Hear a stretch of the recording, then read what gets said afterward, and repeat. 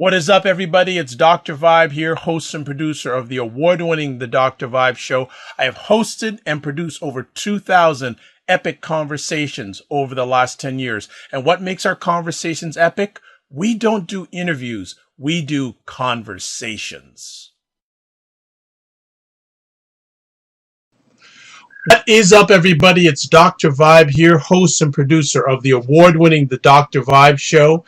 As always, I like to say you're blessed, highly favored, a magnet for miracles, and a solution for someone's problem. Please also note I'm a certified empowerment coach and president and CEO of Express Your Vibe Coaching and Communications. And remember, the Dr. Vibe Show for the last 10 years has been the home of epic conversations, and I'm the host of Epic Conversations. And we have another new friend here tonight.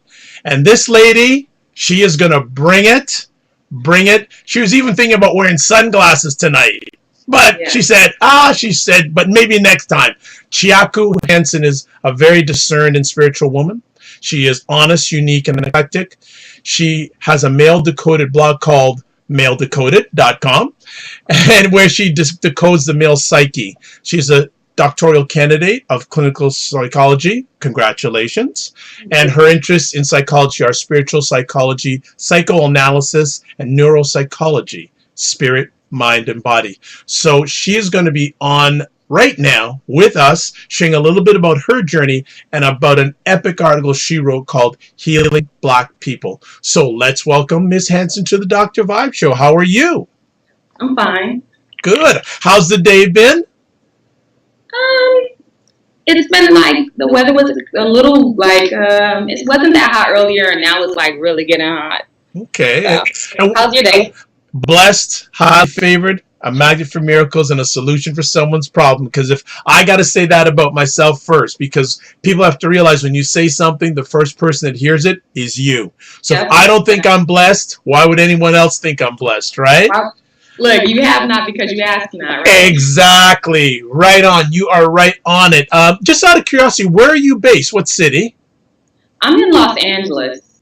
Okay, so let's turn into it. So where did you grow up? Where was home? I'm from Los Angeles, California. I was raised in South Central. My parents moved to like mid-city when I was in 12th grade. And I went off to college, and I went to school in Virginia. And then I did grad school in D.C. And then I circled back around and came back to California to do my doctoral program. Okay, well, a few conversations pieces we have to get from some of your story that you just shared. How was the switch going from Cali to Virginia? Oh, God, that was very, very different. The culture was different. Everyone was Black. That was a real encouraging thing. The Black people ran everything in the city. It was like the school I went to was very fraternal in a sense. Like once a Spartan, always a Spartan. I went to a HBCU, and I went to Norfolk State, and so everyone was like really like loving and caring, and it was amazing to finally meet people who grew up with both parents, their mothers and their fathers. Like I didn't have that experience growing up in LA. Like most of my friends, they didn't know who their fathers were, whereas back east it was different. It was like very family oriented. So most people grew up with their mother and father. If they didn't, they knew who their father was, and they had a relationship. And people were like very supportive, and I got like a lot of love. Like till this day, I'm still friends with everyone from college. And I received a lot of love going off to school. And I mean, it was just very different because, of course, it was a lot of nerd nature, a lot of trees. People were very conscious. People were very spiritual. It was amazing to be around men who didn't use the N-word, or be around people that didn't use the N-word, because in California, Los Angeles, the Black people in LA, they use the N-word a lot. Right. It was amazing to be around men who knew how to treat me, who were chivalrous, who were respectful. I didn't experience that in California. Like the men in California tend to be like very, things are very non-traditional in LA. So probably one of the worst cities for as far as dating goes. So, I mean, it was just very different to be around respectful, strong Black men who were like, into chivalry, and they just knew how to treat, a woman. And it was nice to see women who also knew how to treat men and who were respectful. It was just, I just went to a very loving school. It was very loving, the environment. Okay. Well, a few things. Family life, growing up without a father. How much did that impact you at a young age?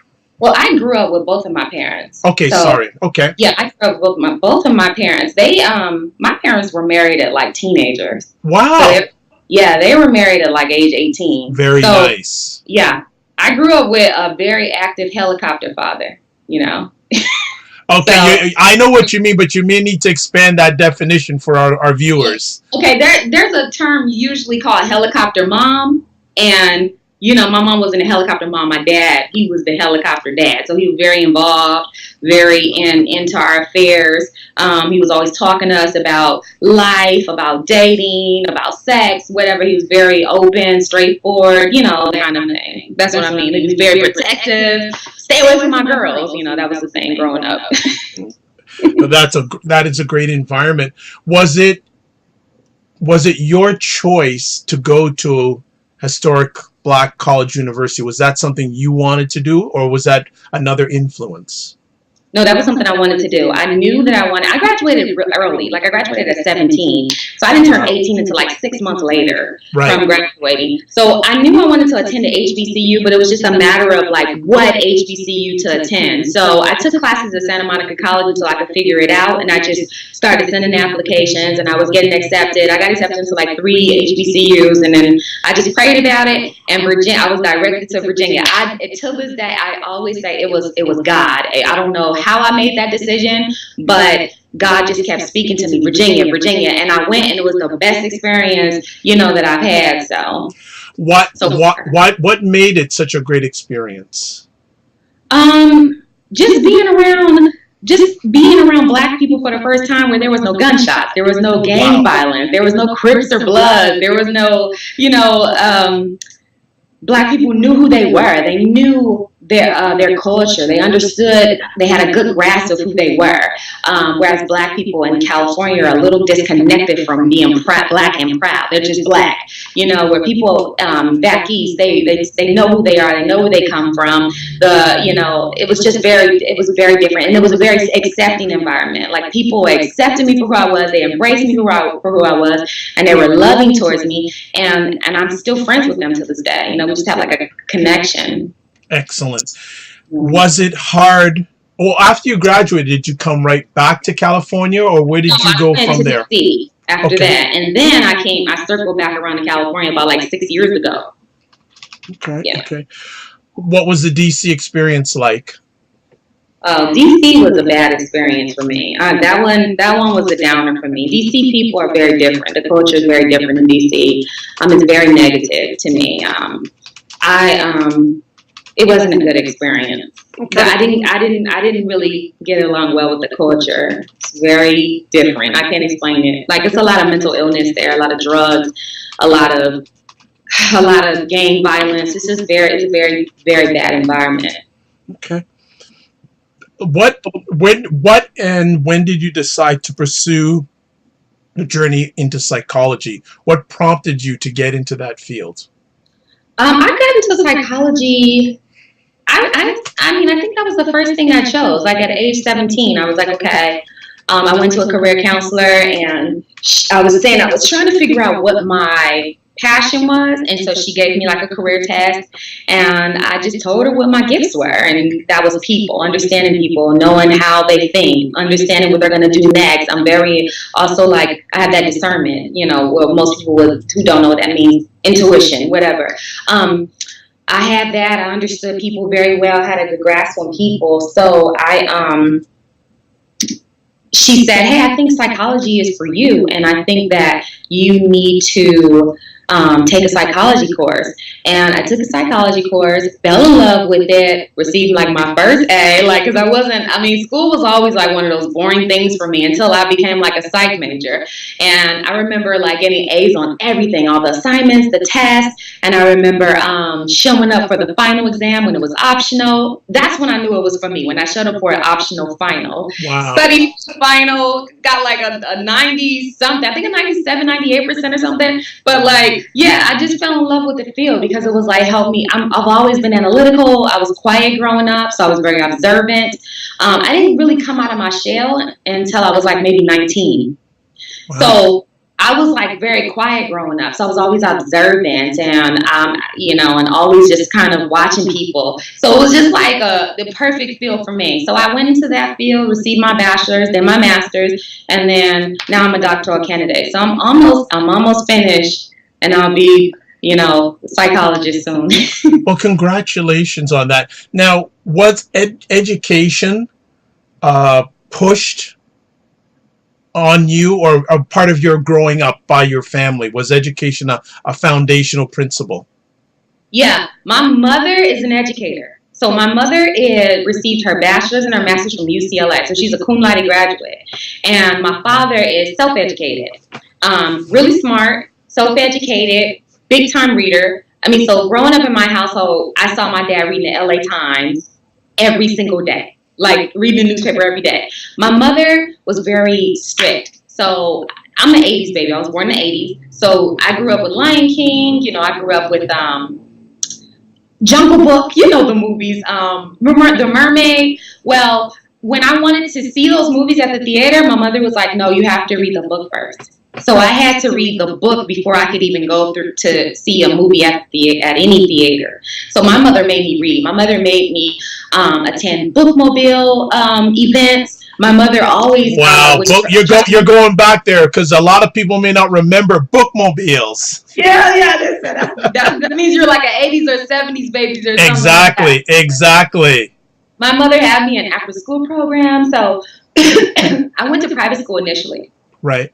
And my mother put me in public school, and I was in after school program. So I went to like reading programs. I was in math programs, math competitions. Wow.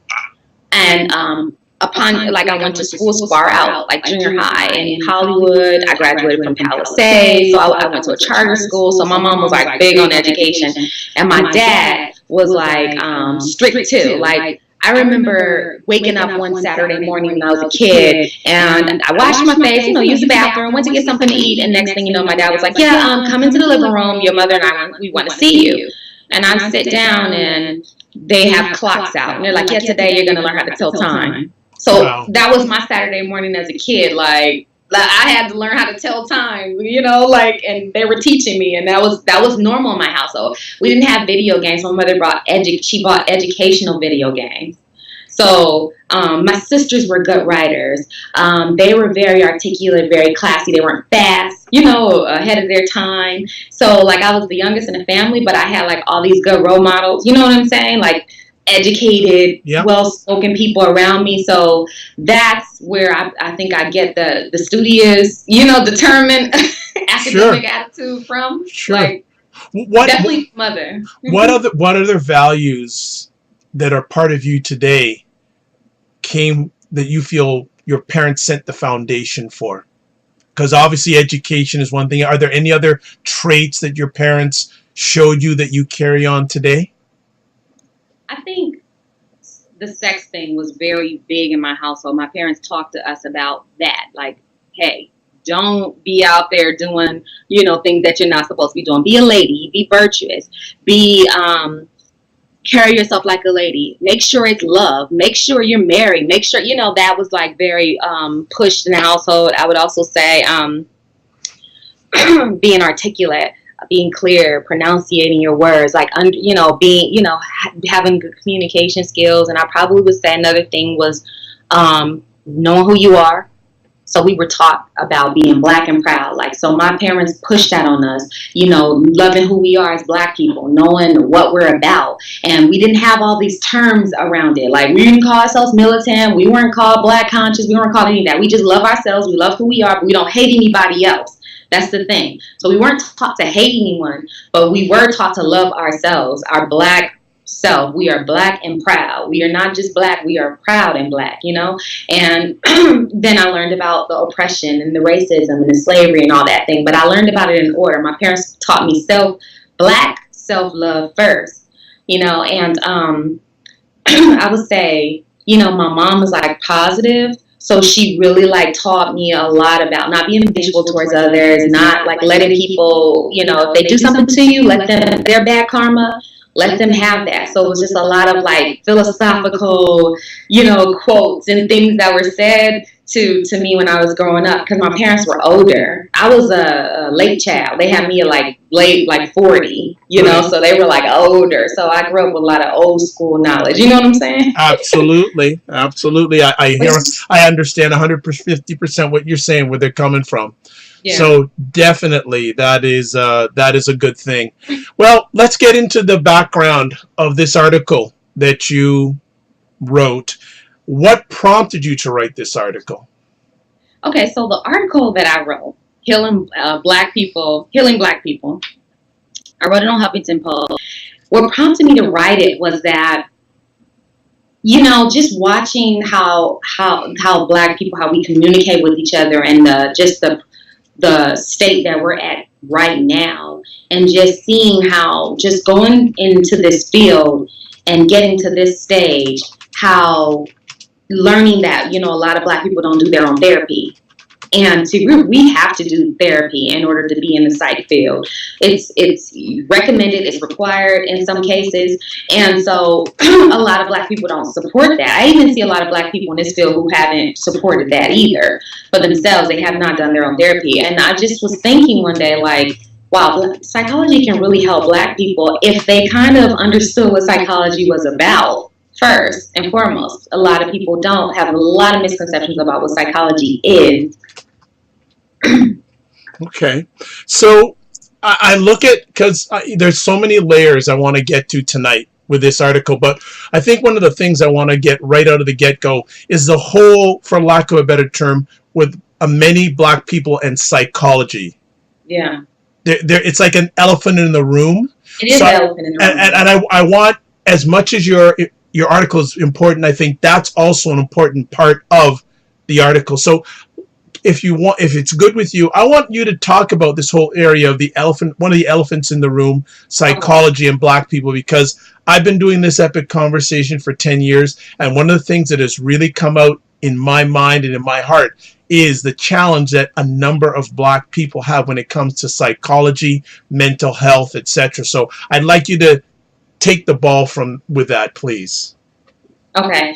Well, first of all, let me explain. Psychology is the study of human behavior, and we study the mind as well. It's a science. A lot of people don't understand that. What I have learned is that, yeah, we all are experts at our own human self. Like, we know ourselves, we know our parents, we know our neighbors, we know our significant others, we know our siblings. We can speak about behavior, but what separates a psychologist from a person who can just speak about, you know, behavior, or who has an opinion, is that we're basing our what we know about human behavior on science, on efficacy, case studies, our clients.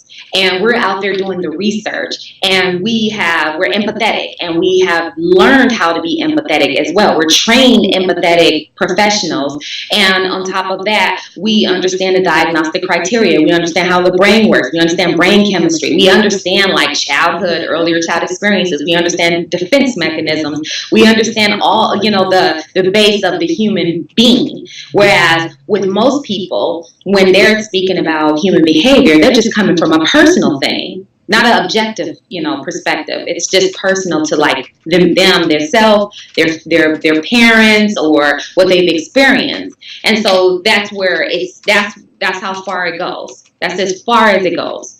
And so with that being said, my understanding is that a lot of people, when they hear the word psychology, it has like this reaction. It gets a reaction, especially with Black people, especially Black men. It's like it stops them in their tracks, like, oh, you're playing this mind game, or, oh, you're psychic. No, psychology and psychic are two different things. And so off the top, people are like thinking, oh my God, it's this hocus pocus thing. It's this like this phenomena that was invented by white men, and they're just trying to control us or impress us, and you're embracing this white man's field, this white man's psychology, and that's not what psychology is. Psychology is ubiquitous. So that means from the beginning of times, when Eve, the real Eve, who they call Lucy, when she evolved in East Africa, and the human race was created from this black woman in Africa, which we all derive from, that is when psychology began. It began in Africa, if you really want to take it there. As soon as humans began to evolve, psychology began to evolve. So it's not something that Freud invented or created. He's a father of psychoanalysis. He is not the creator of psychology. Psychology defines itself. It's not something that someone just made up. It's the study of human behavior on a scientific level, And so I think that when you say psychology, the first thing people think is Freud, Carl Jung. Those are two analysts out of like the hundreds of analysts. I'm sorry, not the hundred of theorists in the field. And there are evolving theorists in the field. I might be one of them. Dr. Joy, who is a black woman, is one of them. Dr. Umar, I feel like he's wanting to evolve his own theories, as we speak. So, there's always evolving like theorists in the field. So it's not like this field that was created by Carl Jung and Freud, and it stops there. And I think that's what a lot of people think. They think it's this biased field that that's only connected to the white race, that is only like relative to the white race, and it's not. You can tailor psychology any way you want. You can have black, you can tailor it towards black people, and that's black psychology. You can tailor it towards relationships. You can tailor it to whatever your interest is, whether it be animal. You can have animal psychology, that's your focus, or religious psychology, spiritual psychology. So you can tailor psychology to work towards whatever phenomena you would like to focus on. And I think that's what people misunderstand. They think it's like a man-made male white field. You know what I'm saying? And there's a lot of cultural diversity that is involved in the field. So I don't, Okay. Well, you're doing exactly what I want. I was praying that you would do. You're really breaking it down. You're doing an incredible job. We have some people watching live, and if you have any questions or any comments, please feel free. She will answer them to the best of her ability. I want to get to one of the things you get into really early into your article, the whole aspect of post-traumatic slave syndrome. Mm-hmm. For many people, even black people, may not even know that they may be suffering from it. Can you give origins of it, and what are some of the causes of it? Well, okay. And the effects too. Okay. So post-traumatic slave syndrome is a term that was created by Dr. Joy, who is she's black, and this was her dissertation. She did her dissertation on how slavery affected black people. Instead of causing, the correct term is post-traumatic stress disorder. That's the diagnostic term. She tailored it towards slavery. So she created her own term, and she said black people are still suffering from the effects of slavery, from oppression, racism, and they are suffering from post-traumatic slave syndrome. She gathered all the research. She conducted all her studies. She based her theory on empirical evidence, and that became her dissertation that she defended, and that's her life's work. She goes on discussing post-traumatic stress disorder. Post-traumatic slave disorder, and talking about the effects of how let me break it down. When we were enslaved, they kidnapped us from Africa, divided us with tribes. So they might have put maybe a Yoruba tribe and an Igbo tribe together on a ship, and those tribes generally don't get along together. And they were taking just intermingling like tribes and shipping us to North America, and they stripped us from our family, our culture, our spirituality, broke us down, enslaved us, beat us and, just stripped us. And basically, once slavery ended, it was just this drastic thing. It's not like there was some type of like system or some type of program that was developed, like post-slavery program. This is the place that you would go to if you want to get a job, or if you need if you need housing, or if you need some therapy. There was no such thing back in those days. So basically, Black people just watched their family members die, be lynched during slavery, raped, because slave masters were raping Black women. In some cases, slave males were even raped or touched inappropriately, if you will. And basically, those things affect you psychologically. We never received therapy. We never had anyone to talk to. Black people prayed their way out of slavery. They were forced to be like these extra religious people while they were treated like animals. And then upon slavery ending, it was just like, go out, survive, figure it out, and that's it. So that's where the HBCU evolves from. The oldest HBCU was created in like maybe the late 1700s, like maybe 1790 or something like that. But most of them was founded in like the early 1800s, or not the early, but the 1800s, upon like slavery ending. And my school was founded in 1920. And so we created our own schools because we could not educate ourselves at their schools. So you got to understand, Black people are resilient. So we just had to continue moving forward. We had to create our own system, create our own survival techniques. But yet we never sat down and just took a breather like, wow, like my uncle was lynched, or wow, like I'm being treated like a dog every day, or wow, like I was just beaten to death because I crossed onto the wrong railroad. You know what I'm saying? So basically what she's saying is like, as Black people have progressed, be it civil rights movement, be it us having a president of the United States, we still suffer from oppression, racism, discrimination, racial profiling. I mean, how many times has a Black man been pulled over by a cop and immediately his heart is beating fast and he's extremely nervous and probably thinking, I hope I survive this pullover. And how many times does a Black person in general, even us, even women, how many times have we seen a cop behind us with their sirens on pulling us over, and we wonder, are we going to get out of here alive?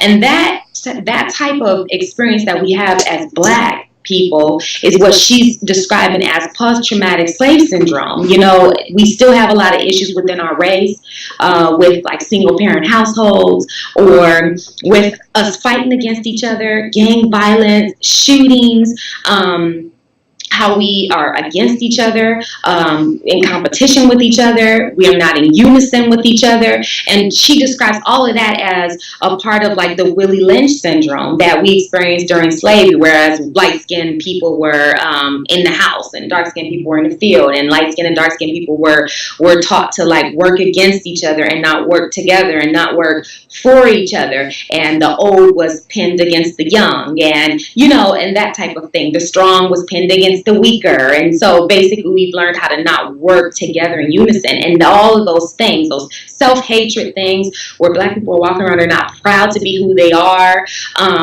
They're not proud to be, to stand for what they believe in because of our post-traumatic slave syndrome. So that's what she describes it as, Thank you so much for breaking it down. Fantastic job. Doing really good. What are there are many things, and I know time won't permit. Actually, before we go any further, thanks to everyone who's watching this live or on the replay. This is very good stuff. I'm going to ask you to make a promise that we're going to have you back, because I know that you specifically in your blog especially focus on Black males.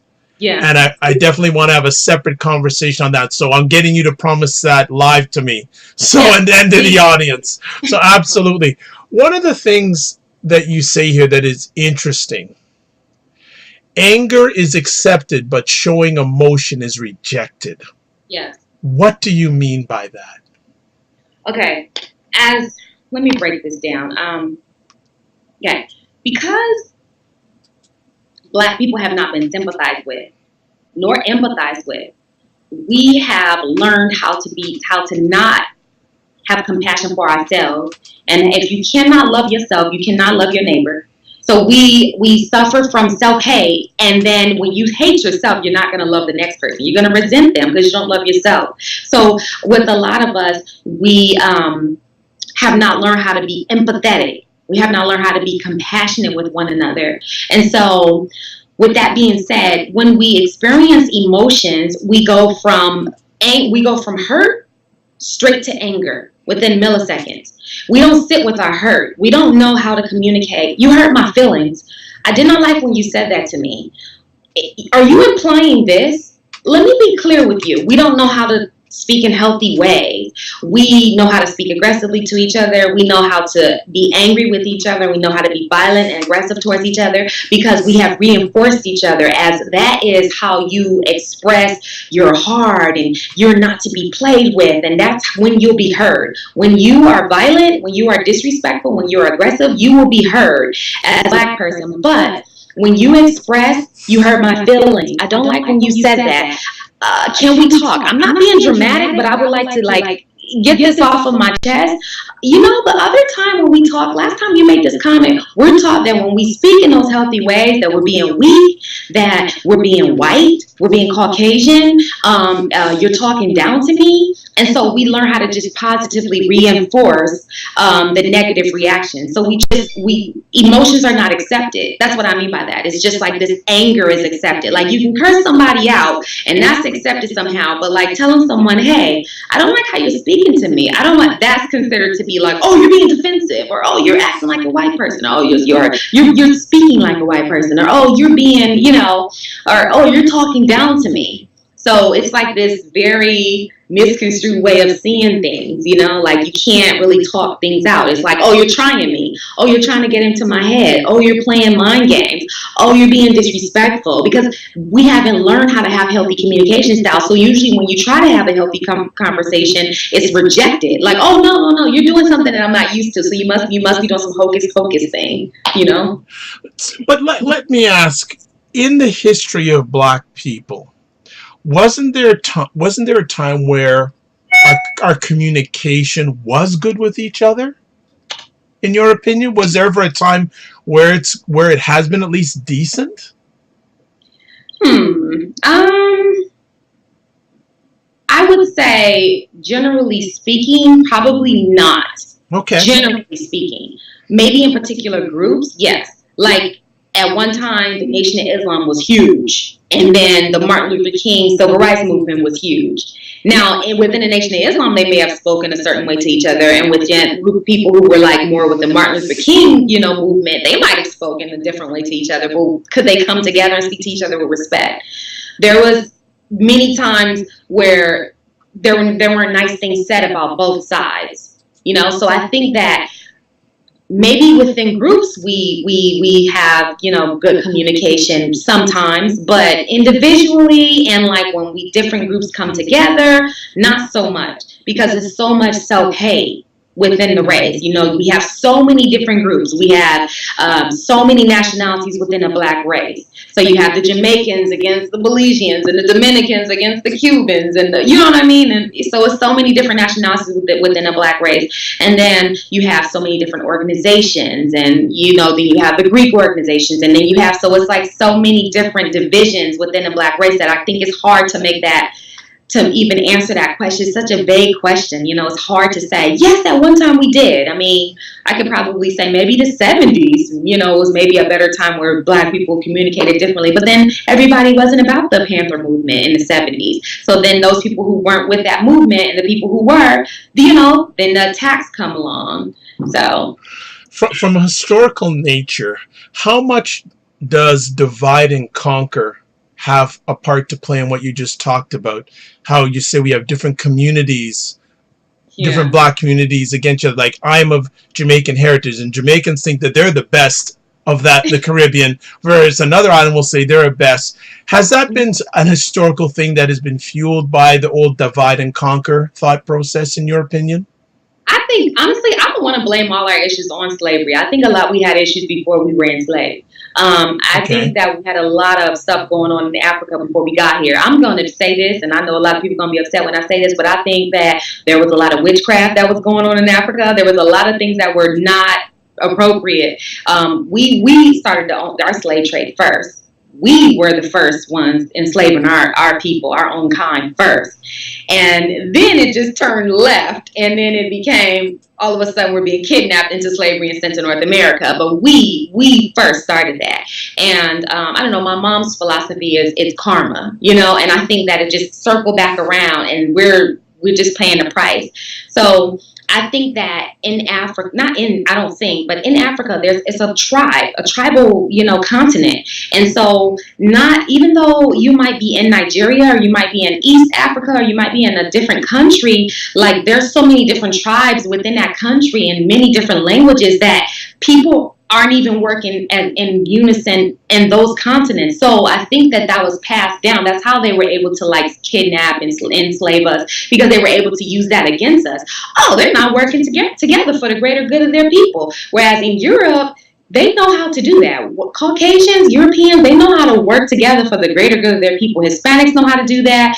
Asians know how to do it. But African people of African descent, we have not learned how to do that. So with that being said, I think that it's in our DNA to be, I'm from this tribe, I'm from this group, I'm different from this group, I'm better than this group, it's it's kind of like this narcissism that we have within our culture. We want to just one up each other instead of just seeing ourselves as being in unison with each other. Okay. Well, what you just said, I'm sure one or two people go, but you know what? It does make sense what you're doing, what you're sharing with us. So with all this going on, and you put out this article, I guess I'll again this. What's been the response? I'm going to be honest with you. When I put things out, I don't really look for the responses too much, because I like to stay focused and I like to stay on task. I don't really look for are people bashing me? Are they agreeing with me? Are they disagreeing with me? When I'm on a mission and when I'm feeling passionate about something and I know that it's in my spirit to move, I move. I don't look around to see if people will agree with it. I don't look for confirmation or affirmation from anyone. I move when my spirit moves, So I'm not really because I don't want to be discouraged I don't want to be discouraged from my voice and from my own mind, so I continue to just write and do whatever it is and not really pay attention to feedback unless someone personally emails me you did. I understand fully where you're coming from, but the reason why I asked that was just to get a pulse of what people are thinking and feeling out there based on what you shared. Mm-hmm. And just to see if people are saying, and whether you're right on or you're not on base, and not the effect to you personally, but where people's hearts and minds are coming from. I haven't the article is still fresh. It's okay. Still only maybe a week old. So, people are it's probably still going to be circulating. It's probably still circulating or whatever. I don't know what people are feeling about it at this moment. I have to look more into it. Okay, no problem.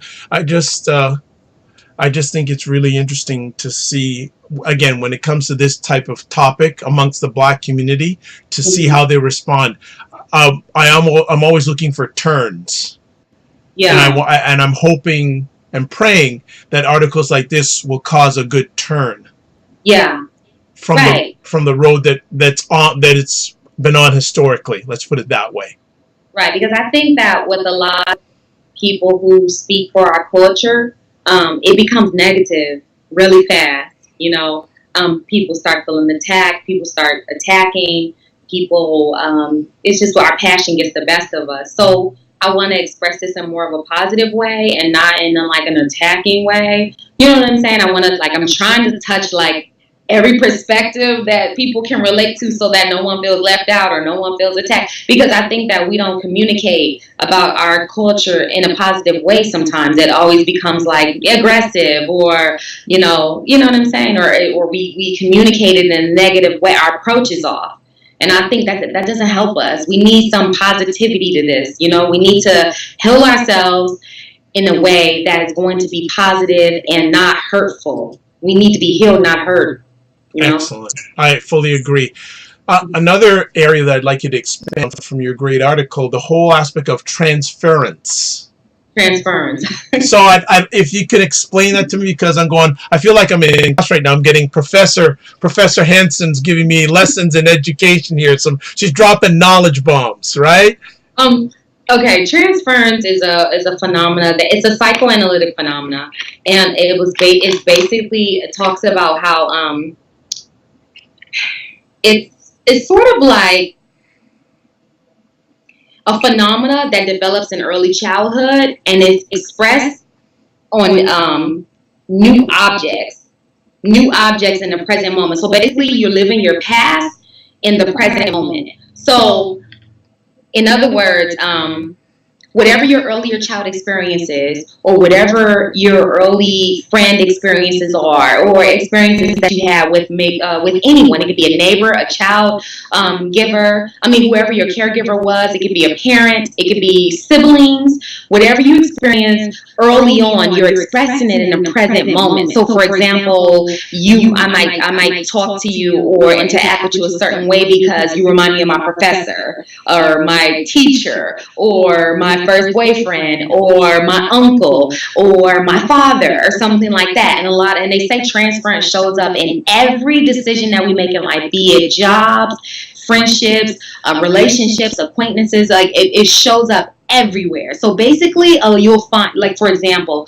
you'll find like a man chooses a particular woman because she reminds him of someone, be it his mother, his first girlfriend, the girl that pushed him down, the girl that rejected him, his grandmother, or the woman chooses a particular man because it is a reminder of something, be it an absentee father or a father who was present. And the experiences do not have to be all the time positive, because intellectually the mind will say, I didn't choose the guy who pushed me down in third grade. Like, I didn't choose that guy in this person right here. Why would I do that? That makes no sense. Why would I choose my dad, who is this negative person? Why would I do that? Why would I choose that in this man? Or why would I choose this father who was never present? Why would I choose a man who's emotionally unavailable? Or why would I choose a woman that's emotionally unavailable? That's from a man's perspective. That's probably what he's thinking.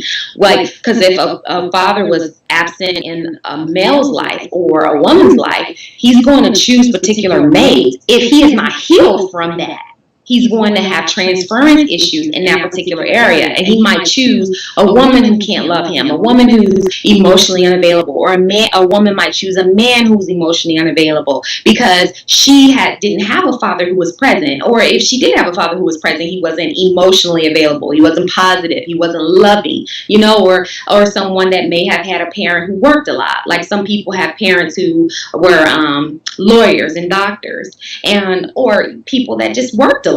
They might have been construction workers. And a child doesn't process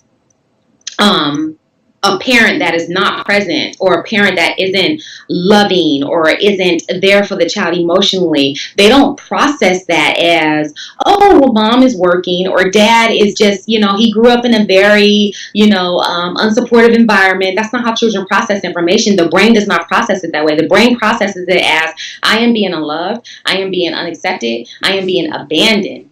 And that's what happened. They end up, if they don't heal that, it becomes transference. And so they choose relationships, jobs, friendships based on that transference, because they have not healed that unresolved conflict.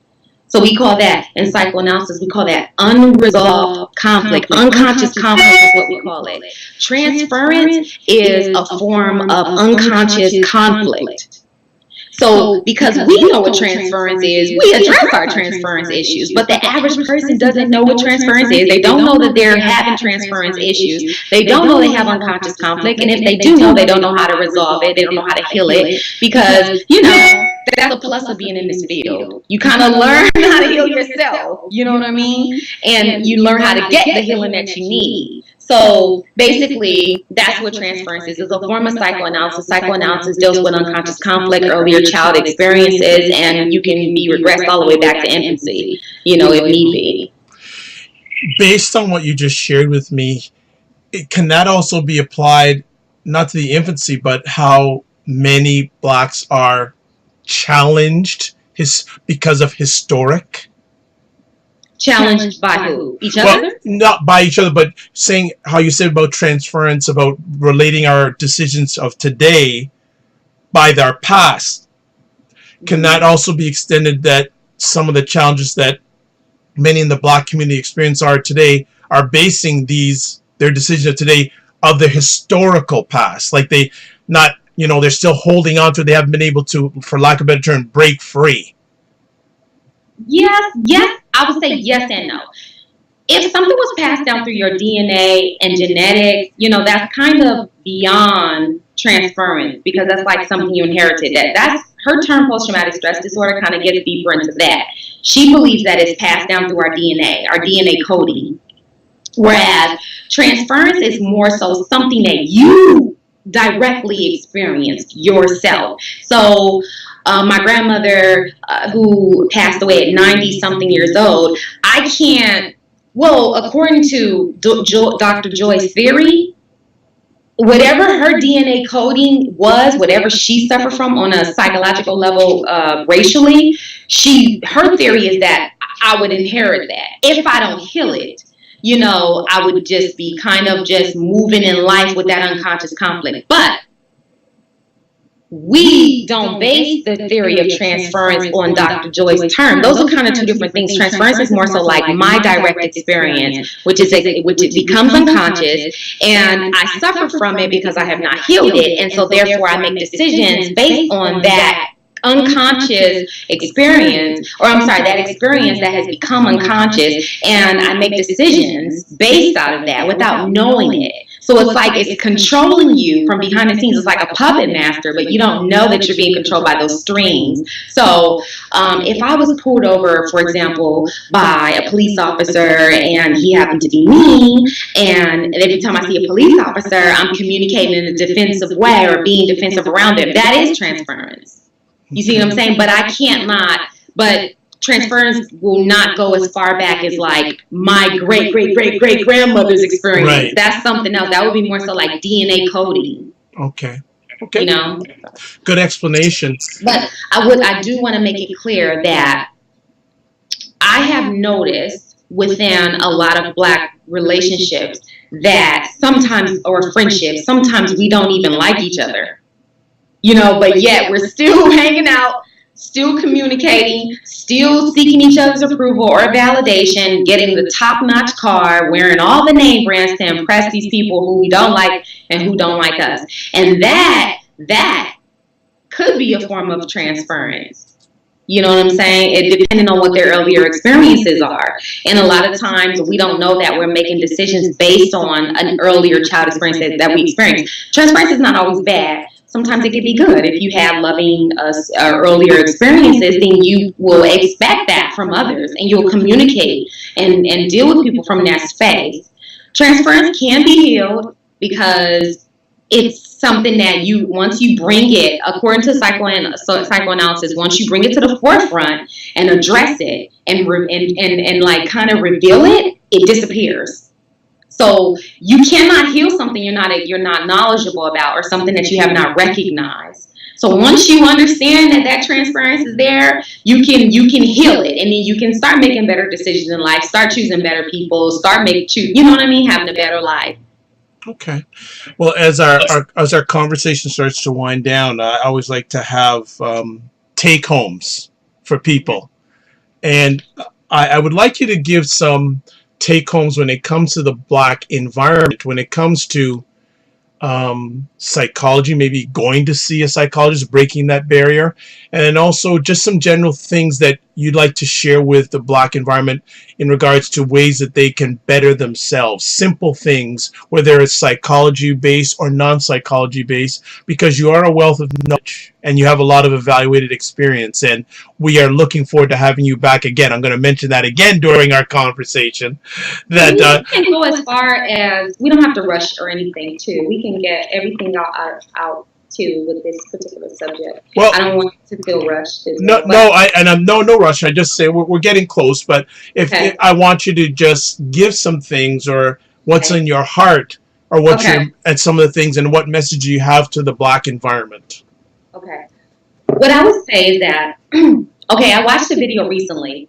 It was very disturbing. These teenagers happened to watch a man drown live. I don't know if you heard about that. Yes, I did see that. I did see that. Yep. That was so disgusting to me. So basically, the video was filmed. It was these teenage kids filming a person drowning in the lake, and they were like yelling at the guy, like, you stupid druggie, you shouldn't have jumped in the lake. And they were like laughing at him, and he was like gasping for air, and they were laughing at him.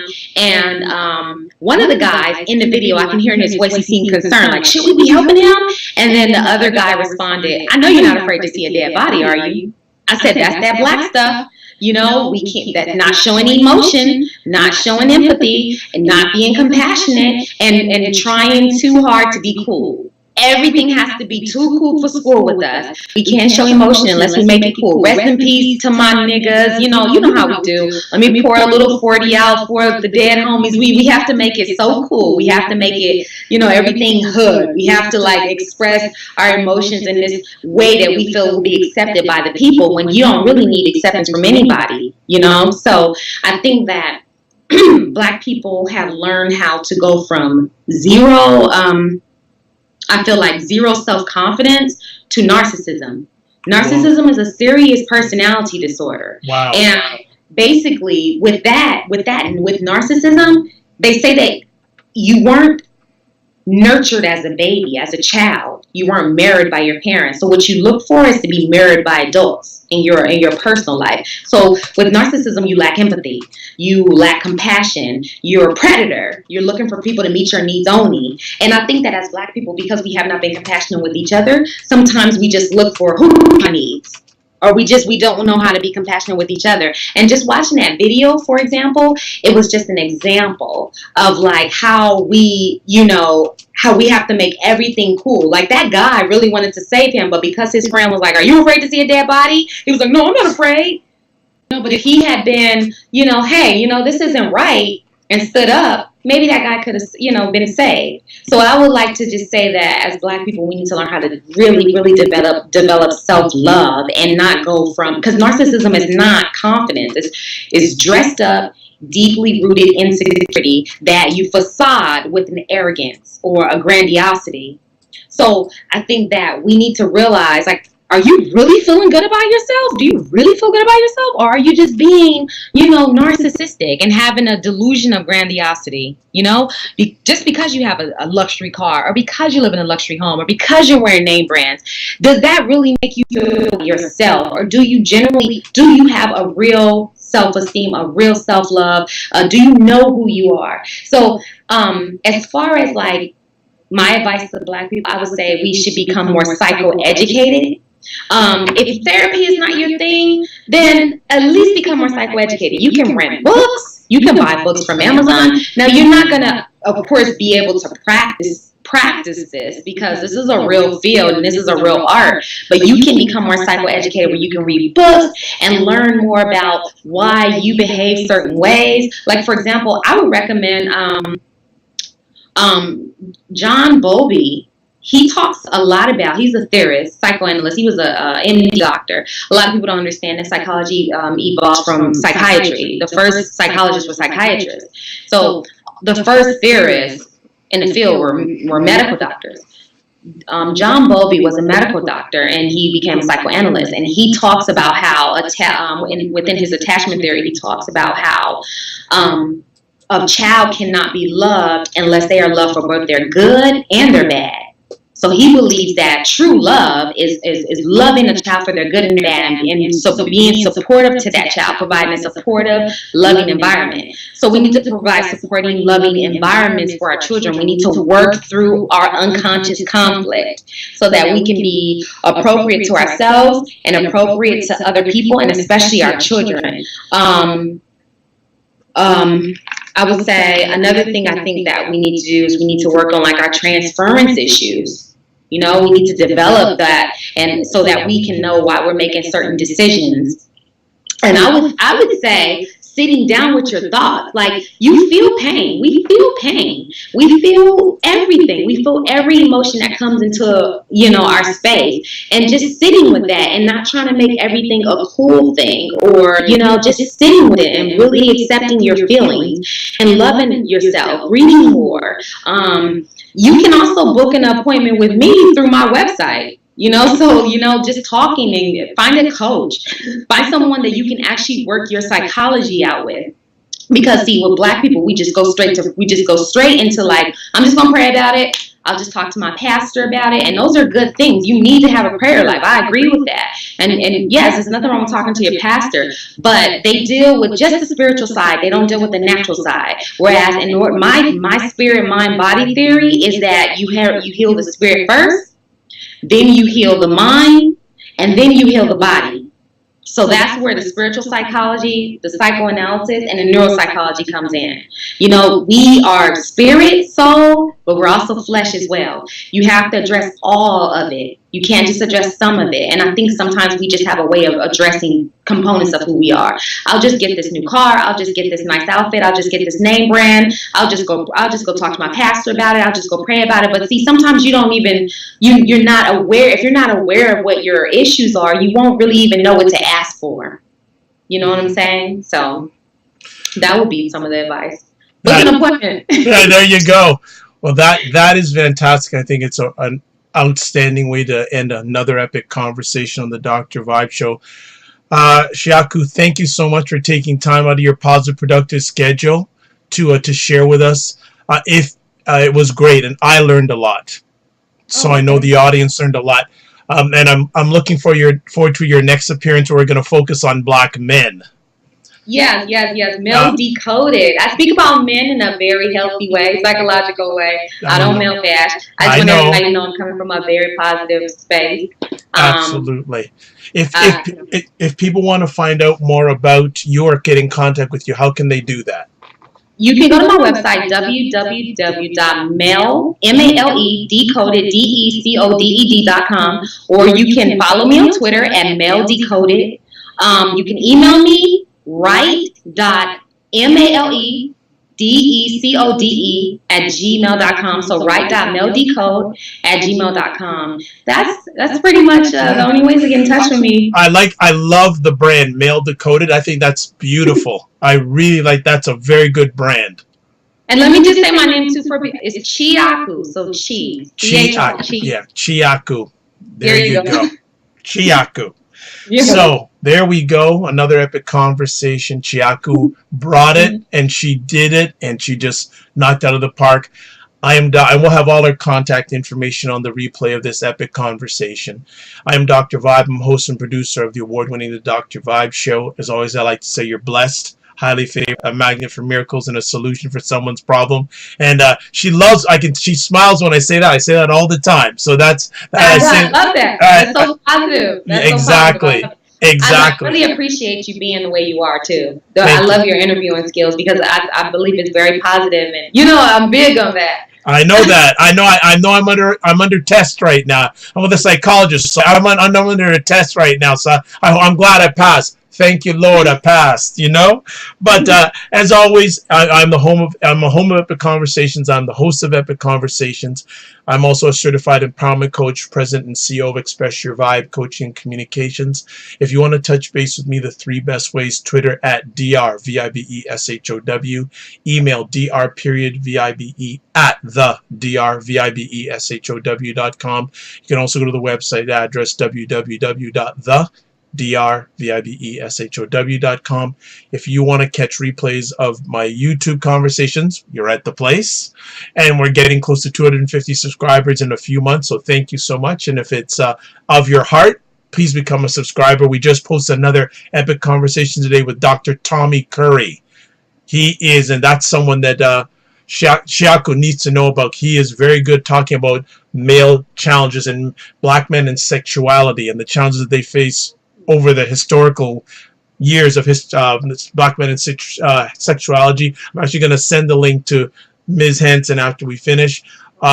If you want to listen to the epic conversation replay via audio, again, go to the website. You can go to Apple Podcasts, iHeartRadio, Google Play Music Store. Again, the website. There's also Tuned In Radio. If you want to catch, and Google Play Music Store, and I think Stitcher Radio, forgot that one. You can also catch selected replays on thegoodmenproject.com. Also WGMS Radio. I'm also a brand ambassador for the only online magazine dedicated to African Americans in food, wine, and travel called Cuisine Noir Magazine. So I think I got everything out there. So as always, I like to say two last things. Live your life as a dream. If you can dream it, you can make it. And finally, sometimes you have to get smaller to get stronger. On those notes, thank you so much for watching live. There was someone who was watching live for the whole thing, but they didn't ask any questions. So maybe it was your mom. Don't know. But thank you so much for watching. Catch us on the replay. Peace you well. Keep the faith, and we'll catch you very soon. Thanks very much, and good night.